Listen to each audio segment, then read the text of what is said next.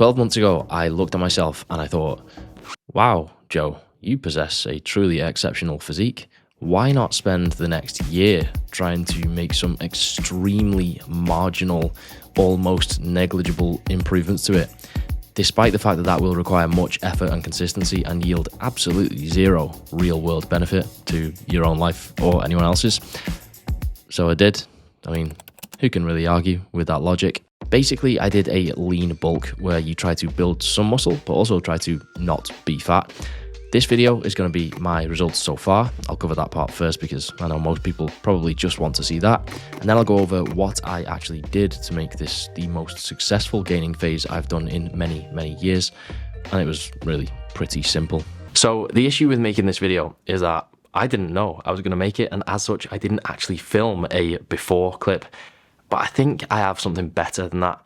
You see, the problem with before and after pictures from a bulk or a cut is that you're looking at a weight difference and a body composition difference, and that makes a good eye-catching thumbnail, but it's not the best way to gauge progress because the difference in body fat can create the illusion of having more or less muscle mass, even if that's not actually the case. You often look smaller when bulking, which is quite a tragic thing, really. Fairly difficult mental obstacle to overcome.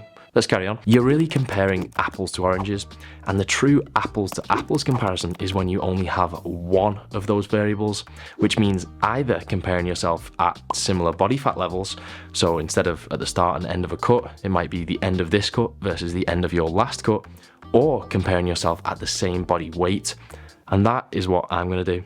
You see, it just so happens that I do actually have some footage of the last time I was the same body weight I am now, which as I step on the scales today is around 178 pounds. So I'm going to compare that clip to one from present day and hopefully we'll see some kind of difference. We are going to see some kind of difference. I pre-checked the clips before I made this video, otherwise it'd be embarrassing at this point, right? So to reiterate, you are looking at two clips of me at the same weight. So between these clips was a long period of very gradual weight loss where I got leaner but kept all or most of my muscle. And then this lean bulking phase that I'm also still in, where I've obviously gained back some fat, but also gained some muscle. I think the clip on the right is quite notably an improvement. So obviously the net result of that cut and bulk phase has been an increase in muscle and a decrease in fat. Honestly, I was fairly pessimistic about my chances of a successful bulk at the start, but I think it's been moderately successful, and I think that's down to one main reason.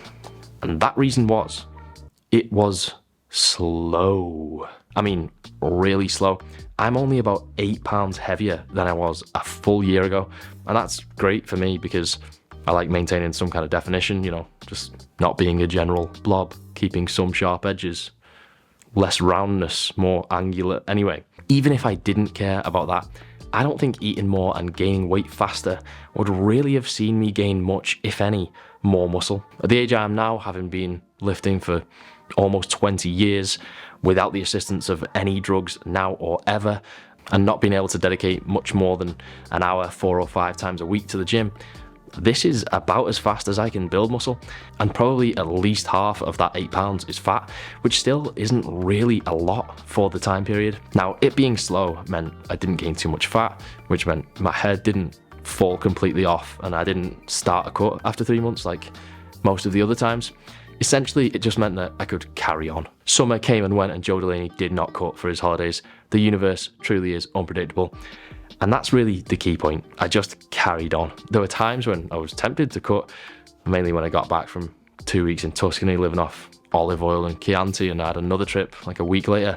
In the past, that's definitely when I would have cut, but I didn't, and I'm glad I didn't, because now I look very marginally better, extremely, almost minuscule, negligible, incrementally better than I did. Better in a way that I don't even really care about, to be fair, but at least just gotta do something, haven't you? This is gonna sound, well, I don't really know how this is gonna sound, so I'll just say it and find out. My diet for this bulk was essentially just my normal everyday non-bulk diet, plus a bowl of cereal. It really boils down to that. I did track for a while and build up from fairly low calories, but I stopped tracking after a few months. I did go low-ish protein and high-ish fat, but I'd been doing that anyway for a while. Ultimately, I just ended up having 3 square meals a day, some kind of light afternoon snack, plus a bowl of cereal in the evenings. And that was enough to provide the surplus of calories required to have me gradually gaining weight. At the end of the day, if you're even somewhat conscious about protein, you're probably getting enough of it. So beyond that, aside from your general health considerations, it just comes down to finding a rough intake that provides you with gradual weight gain. There's no point in me being more specific than that, because I have done a million times in other videos, and because that rate of weight gain is different for everyone and probably can be faster for most people than it was for me. I spent most of the year on a training split outlined in a video a year ago. Essentially a horizontal push-pull day, leg day 1, vertical push-pull day, rest, chest, shoulders and arms, and then leg day 2 and rest. One of my goals for this bulk was to make some leg gains. Again, I don't really have good before and after images, but I do have these clips of me doing some Bulgarian split squats. Maybe there's some difference there, not really sure.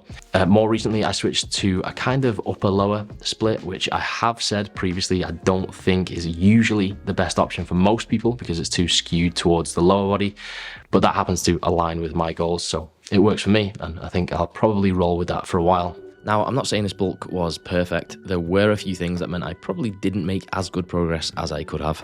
First, my sleep hasn't been ideal because I have a young child. It was good early on and it's pretty good now, but there was a period of time in the middle there where I thought I might perish. Does perish just mean die? I thought I was going to become deceased through lack of sleep. Anyway, I didn't, so it's fine. Second, I have a bit of an injury, not really an injury actually, as much as it is a condition at this point, and that stops me from doing certain exercises and certain rep ranges, but I really don't want to bore you with the specifics of that. Third, I went to a wedding and I really did not want to buy a new suit, so I had to go back to maintenance for about a month because honestly, I was squeezing into it. I mean, you can call me cheap, but you know, well, yeah, that would be accurate. So, and lastly, this year I basically stopped training when on holiday. A couple of reasons for that, but again, don't want to bore you with the ins and outs of my personal life. Point is, I've been away 4 times this year so far, and over the course of those trips, which amount to about 5 weeks in total, I did like 3 workouts cumulatively, and nothing bad happened, so that's good. To me, all the above just come under the bracket of normal life. You'll probably never be able to do anything long term without some kind of inconvenience or mitigating factor. So my plan going forward is really similar to how I approach most things in life, and that is carry on until I don't want to carry on anymore. I might not bulk forever. I mean, I definitely won't bulk forever, but one thing I'm 100% sure about is I definitely don't have any plans to cut anytime soon. I might do the odd couple of weeks in a deficit here or there if I feel like I need to and if I can be bothered. Maybe in January, depending on how many cheese boards I take to failure over Christmas. You know what I mean? RPE 10 on a baked camembert. But really, the idea of dieting just doesn't appeal to me. I think I've spent enough of my life really lean, and I still am kind of lean. So pretty much the minimum my calories will ever be for a prolonged period is going to be around maintenance. Apart from anything else, I'm in my mid-30s. I don't really plan on hopping on TRT anytime soon, so I don't really want to do anything to jeopardize my natty test levels, or even just my day-to-day energy levels, or even my cheese board enjoyment levels. All right, mentality. Don't worry, I've titled this mentality, but I'm not about to get like dramatic on you. I just want to give you a brief summary and insight on how I thought about this bulk, and the best way I can describe it is I didn't think about it. Not really. And I think that's a good approach in a sense. I didn't really identify with bulking. It's just that bulking is what happens if you keep lifting, keep trying to get stronger in hypertrophy rep ranges, and keep eating a little bit more than you expend. As such, it wasn't actually that hard. I know I said at the start of the video that it would take a lot of effort and consistency, but really I didn't even notice because I was just living my normal life, but with extra Rice Krispies. Georgie Lenny is my hero.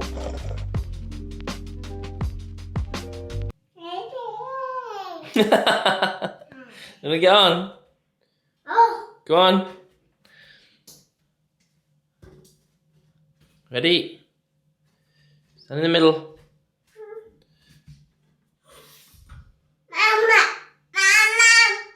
Mama.